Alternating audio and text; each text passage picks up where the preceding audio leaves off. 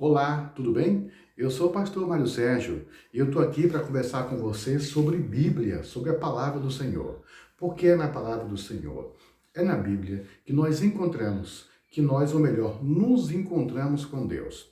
É através da palavra de Deus que Ele fala conosco. É através da sua palavra que Deus nos revela a sua bondade, o seu carinho, o seu caráter e, sobretudo, o seu plano para cada um de nós. Você conhece ou já ouviu falar da rainha Jezabel?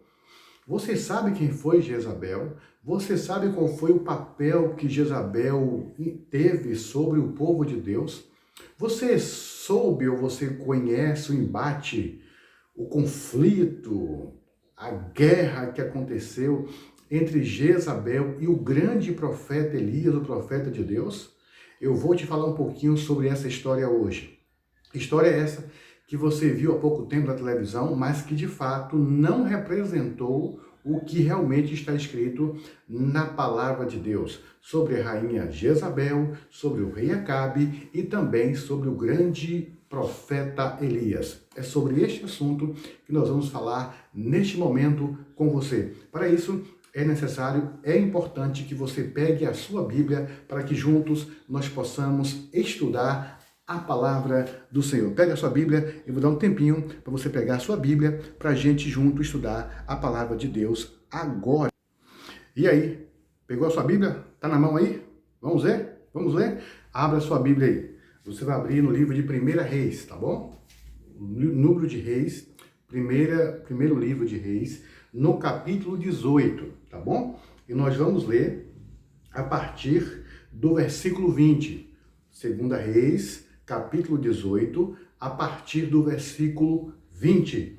Diz assim a palavra do Senhor. Então, enviou Acabe mensageiros a todos os filhos de Israel e ajuntou os profetas no Monte Carmelo. Presta bem atenção.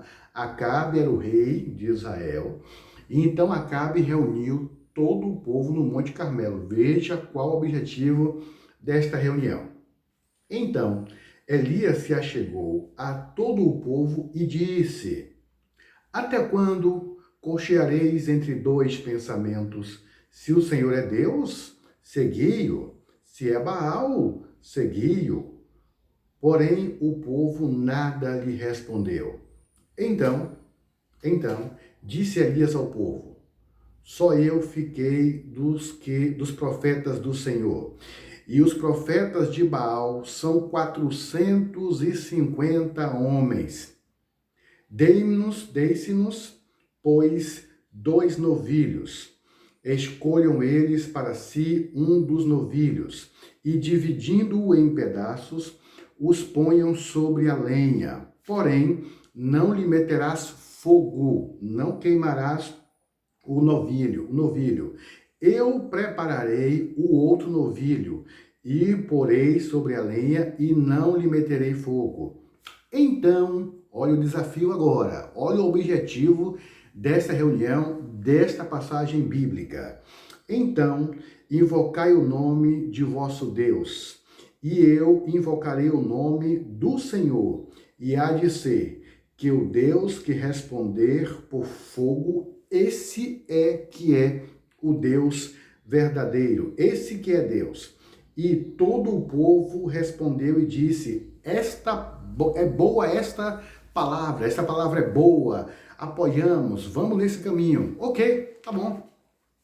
Depois você estuda com carinho aí, com mais tempo, o capítulo 18, 19 do livro de 2 Reis, que conta essa história assim, de forma mais profunda e de forma mais detalhista sobre esta reunião, sobre este encontro e o que aconteceu depois deste momento no Monte Carmelo. Ok, Elias era um profeta de Deus, Acabe era o rei de Israel. Só que Acabe era um rei dominado pela mulher, a sua esposa, a rainha Jezabel. Jezabel era mulher ruim, era mulher pagã, era mulher que não confiava, não acreditava em Deus, era mulher que não servia a Deus, e essa mulher com seus costumes, essa mulher com seus pensamentos e ensinos, estava afastando o povo de Deus do Senhor. Então Elias veio para reformar Elias veio para pôr um fim nessa história e mostrar para o povo verdadeiramente que só o Senhor é Deus. Então, Elias agora, antes disso, Elias havia predito, havia lançado uma profecia de que em Israel não choveria durante 3 anos e meio. 3 anos e meio não haveria chuva em Israel por conta da desobediência, por conta da rebeldia, por conta do mau caratismo do rei Acabe. Um homem que era para ser um servo de Deus, que era para andar na presença do Senhor e estava distante de Deus, fazendo a vontade da mulher e acabou desviando a afastando do povo de Deus. Então Elias predisse que não choveria em Israel e de fato não choveu. Um dia Acabe se encontra com Elias e Acabe diz: você é o perturbador de Israel, porque você lançou profecia, você lançou uma praga de que não choveria em Israel por 3 anos e meio. Elias disse: eu não sou perturbador de Israel, eu sou um servo de Deus, eu ando na presença de Deus. Quem desobedece a Deus, quem é perturbador, quem está trazendo maldição para o povo é você, rei. E então o rei decide fazer essa reunião no Monte Carmelo, reúne todo o povo, não só o povo, mas também os profetas de Baal. Quem era Baal? Baal era uma divindade adorada por Jezabel e muitos outros. Baal era um deus com D minúsculo, que segundo eles era o deus da fertilidade, era o Deus que fazia chover. Por isso que Elias disse que não choveria por 3 anos e meio, porque já que Baal era o Deus da fertilidade, era o Deus da chuva, era o Deus da abundância, era o Deus que fazia a vegetação, as plantas desabrocharem, florirem, darem frutos, então Deus provaria para eles, para todo o povo de Israel, que Baal não mandava em coisa nenhuma, que Baal não era nada nem ninguém diante de Deus.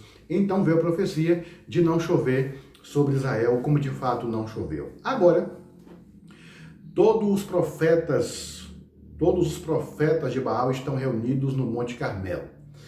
E Elias faz um desafio assim interessantíssimo. Elias diz para o povo: olha, como nós lemos aqui na palavra, 2 novilhos, 2 cordeiros, um para mim e outro para os profetas de Baal. 450, mais 400 profetas de outros ídolos, de outros deuses que tinham por lá. Mais de 800 profetas que não adoravam a Deus, que não serviam a Deus, pelo contrário, adoravam, seguiam e serviam entidades pagãs. Ok, então Elias diz: olha, 2 novilhos, vamos fazer aqui um altar de adoração, um altar de sacrifício. Eles vão partir o novilho, sacrificá-lo e parti-lo em pedaços e colocar em cima desse altar. E eles vão orar, eles vão pedir ao Deus dele, Baal e outros deuses que eles queiram, para que o fogo caia do céu e queime esta oferta. Eu, de minha vez, vou fazer a mesma coisa, porque eu estou sozinho, só eu sobrei dos profetas de Deus, não tem mais nenhum, eu estou sozinho, humanamente falando, mas o pouco com Deus é muito. E você, ainda que esteja sozinho, humanamente falando, com Deus, você ainda é maioria. E Elias acreditava nisso. Elias então disse: olha, eu vou colocar aqui o novilho sobre a lenha, sobre o altar, e eu vou orar ao meu Deus, para que ele mande fogo do céu. E o Deus que responder, o Deus que mandar fogo do céu, este comprovadamente será o Deus verdadeiro. O povo já não adorava mais a Deus. O povo já nem conhecia mais a Deus. O povo já havia se afastado de Deus. O povo não acreditava mais em Deus. E agora era preciso uma prova incontestável. Precisava de uma prova contundente de que, de fato, Deus é poderoso e não existe nenhum igual a Ele. Ok. Então, prepararam ali, o povo gostou dessa ideia de Elias. O povo disse: opa, essa palavra é boa. Agora sim, agora vamos ver de fato quem está nos enganando. Nós agora vamos ver de fato quem é o Deus verdadeiro. Nós vamos ver de fato quem é o Deus da Bíblia, quem é o Deus de Israel, quem é o Deus que sara, quem é o Deus que cura, quem é o Deus que cuida, quem é o Deus que preserva a vida, quem é o Deus que protege. Nós de fato agora vamos ver quem é o Deus de nossos pais, se é Baal ou se é o Deus de Israel, o Deus de Elias. Então, os altares foram preparados, um do lado do outro, e Elias disse, ó, primeiro vocês vão invocar o Deus de vocês aí, para ver se o Deus de vocês responde, e se o Deus de vocês vai fazer esse fogo do céu para queimar o sacrifício de vocês. Ah, não prestou não. Não ficou gatinho o negócio não. Prepararam lá o altar, e aí os profetas de Baal começaram a orar, começaram a pedir, começaram a clamar, começaram a gritar, começaram a falar palavras diferentes e estranhas, começaram a se cortar, se automutilar, se autoflagelar. O que é isso? Se ferir, ferindo as costas, ferindo a cabeça, se batendo, se cortando. E Elias observando, não só Elias, como todo o povo. Na verdade, ali, no topo, no alto do Monte Carmelo, estava ali representado, estava ali simbolizado o grande conflito entre o bem e o mal. Naquele momento, naquele monte, estava ali refletido, representado o grande conflito entre Deus e Satanás, entre a palavra de Deus e os enganos de Satanás. Este episódio, este momento, esta história é para nós refletirmos em de fato qual Deus nós estamos seguindo, quais as orientações que nós estamos seguindo, qual a voz que nós estamos ouvindo. O povo ali na expectativa, de braço cruzado, ansioso, expectante para ver o desfecho daquele conflito, o desfecho daquele desafio e, de fato, quem era o Deus verdadeiro, o Deus Todo-Poderoso, o Jeová Nissi, o Jeová Jireh, o El Shaddai, o Deus Todo-Poderoso. Então, ficaram por horas, segundo a palavra, horas clamando, gritando, pedindo a Baal para que Baal mandasse fogo, para que Baal queimasse o cordeiro, para que Baal queimasse a oferta, para mostrar para todo o povo, para mostrar para Elias que Baal era Deus. O fogo caiu? Nana, Nina, não. Elias ainda zombou deles. Elias se deu ao direito de zombar dos profetas de Baal e dizia, cadê vocês? Falem mais alto, gritem mais. Talvez Baal esteja dormindo, ou esteja ocupado, ou saiu para algum lugar. Clamem mais alto para que Baal ouça vocês.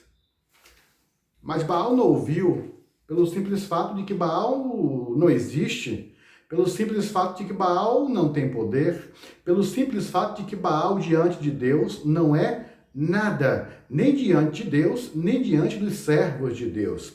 Existem muitos Baals hoje em dia, pessoas que nós colocamos, pessoas ou coisas ou situações que nós colocamos no lugar de Deus, que nós adoramos, que nós veneramos, que nós acreditamos e colocamos no lugar de Deus. Nós criamos ídolos para os nossos corações.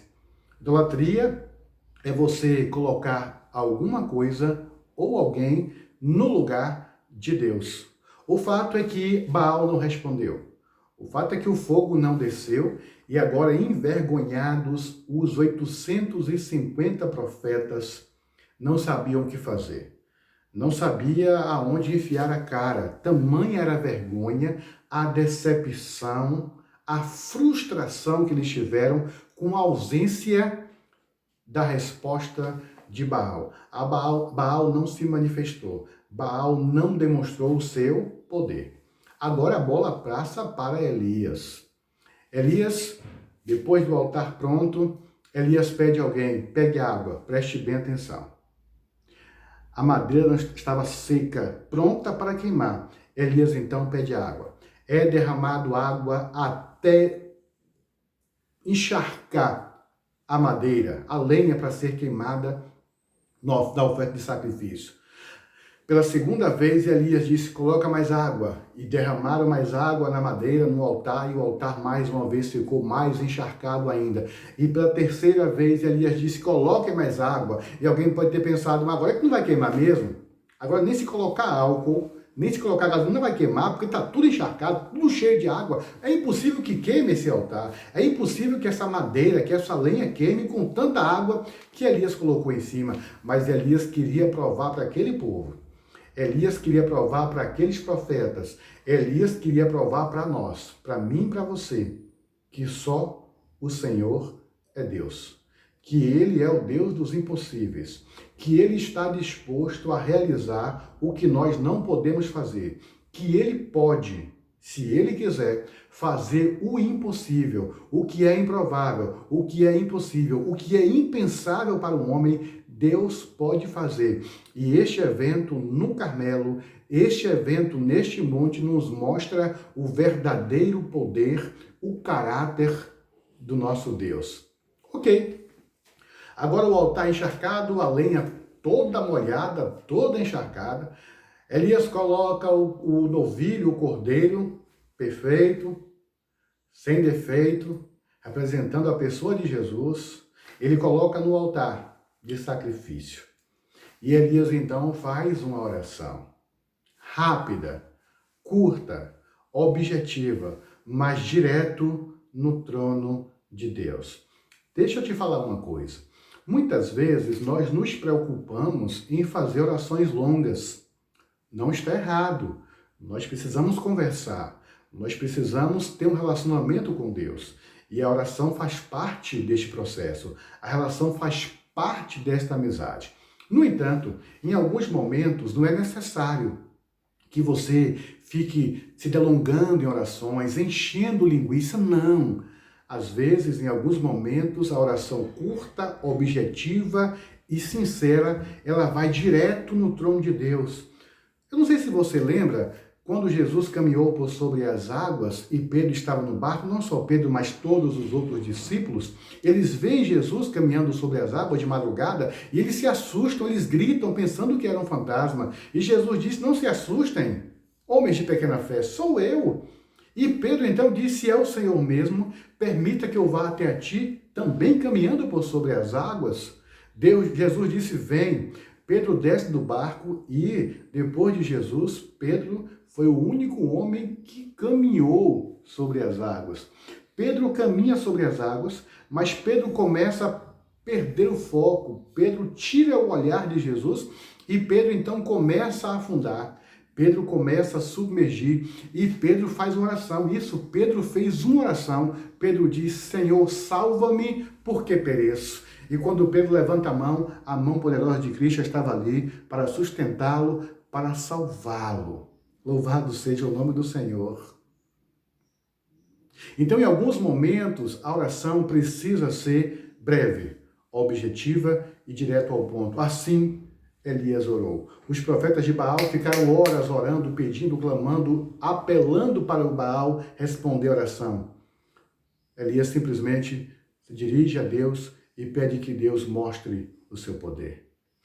Elias simplesmente pede a Deus para que Deus responda, para que o povo pare de ficar em dúvida de dois caminhos, sem saber quem era Deus de verdade, porque estavam sendo enganados pela rainha Jezabel e pelo rei Acabe.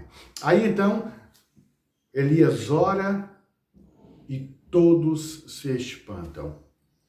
Todos ficam admirados, todos ficam estupefatos com a manifestação da glória de Deus. A palavra do Senhor nos diz que Deus respondeu a oração de Elias. A palavra do Senhor nos diz que Deus mandou fogo, o fogo caiu, o fogo veio do céu na manifestação do poder, da glória e da autoridade de Deus.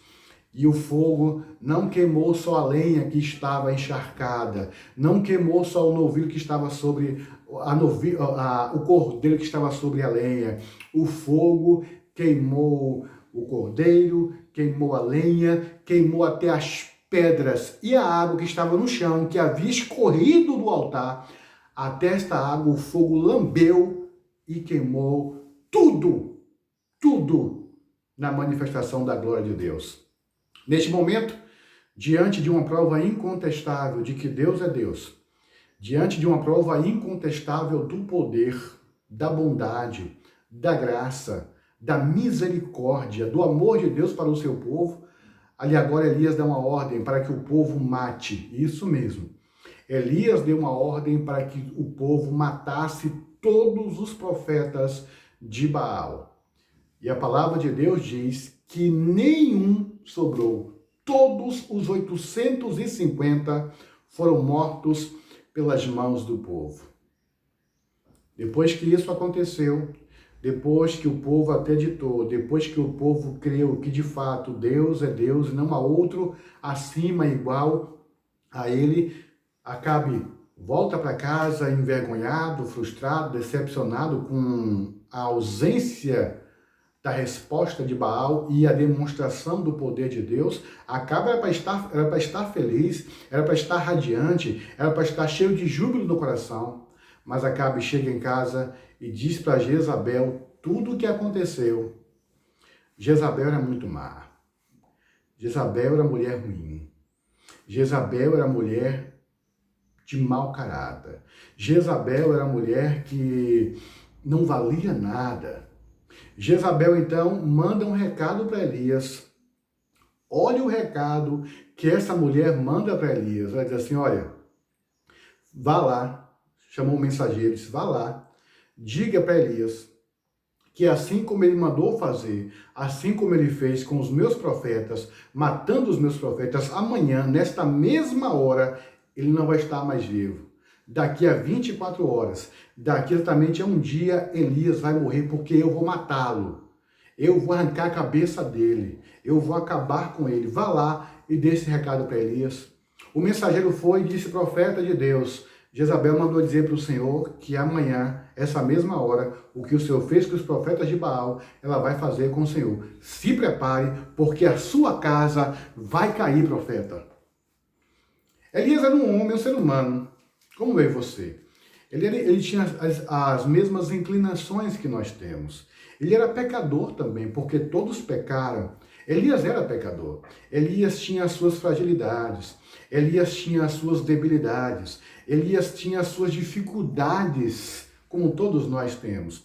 Quando Elias ouviu a ameaça, quando Elias ouviu a promessa contundente de Jezabel, Elias sentiu a ira de Satanás. Elias sentiu a força, a palavra do inimigo contra a sua vida. Elias então fugiu para um outro monte, fugiu para um outro lugar. E lá Elias, acovardado, se escondeu em uma caverna. E Elias ali passou por duras dificuldades.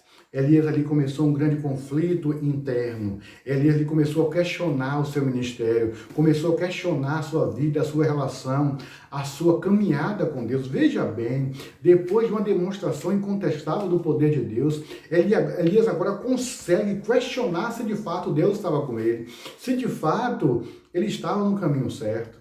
Deus então se manifesta, Deus então se apresenta e Deus então repreende Elias. Está fazendo o que aqui, rapaz? Não, porque Isabel vai matar, para com isso. Deus diz, eu sou com você. Você está em meu nome, você anda na minha presença, o meu poder é contigo. Olha para o Monte Carmelo, olha o que eu fiz através de você no Monte Carmelo, olha a oração que eu respondi, olha o poder que eu demonstrei por causa de sua oração, por causa da sua intimidade comigo. Você é importante para mim, Elias, eu tenho um carinho por você, você é o meu porta-voz, você é a minha voz para o meu povo, eu falo com o meu povo através de você, eu demonstro o meu poder através de você. Agora sai daí e volta. E não tema aquela mulher, porque ela disse que você vai morrer com 24 horas. E eu te digo, Elias, que não. Eu te asseguro que não. Elias ali renovou forças, foi alimentado por Deus, literalmente. Elias reúne forças e sai dali. E sai dali. Há uma, entre os estudiosos, uma pequena controvérsia sobre se o fato que eu vou narrar agora aconteceu antes ou depois desse momento. Mas o fato é que ali Elias, percebendo, sentindo mais uma vez o poder de Deus na sua vida, se conscientizando de que Deus era com ele, Elias sobe para um monte e Elias está com seu moço do seu lado e diz assim, olha, eu vou subir, eu vou orar para que Deus faça cair chuva. Como eu disse no princípio, 3 anos e meio sem chover em Israel.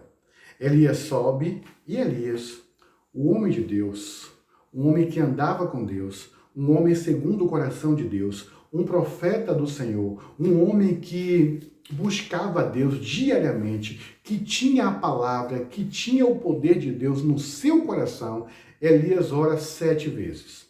A Bíblia diz que Elias se ajoelha, ora, olha para o céu e nada, pedindo chuva. Ele orou para que não chovesse, agora 3 anos e meio depois, ele ora para que a chuva venha, para que mais uma vez Deus mostre o poder de que não é Baal que manda, quem manda é Deus, que mandou o fogo, agora iria mandar a chuva. Elias mais uma vez ora, olha para o céu, nada, tudo azul, nenhuma nuvem, nada. Elias mais uma vez ajoelha e ora durante 7 vezes.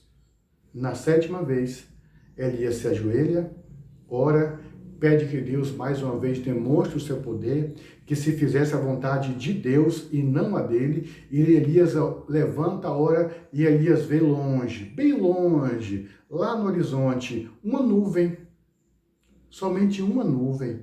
Mas aquela nuvem era do tamanho da mão de um homem, segundo a palavra de Deus.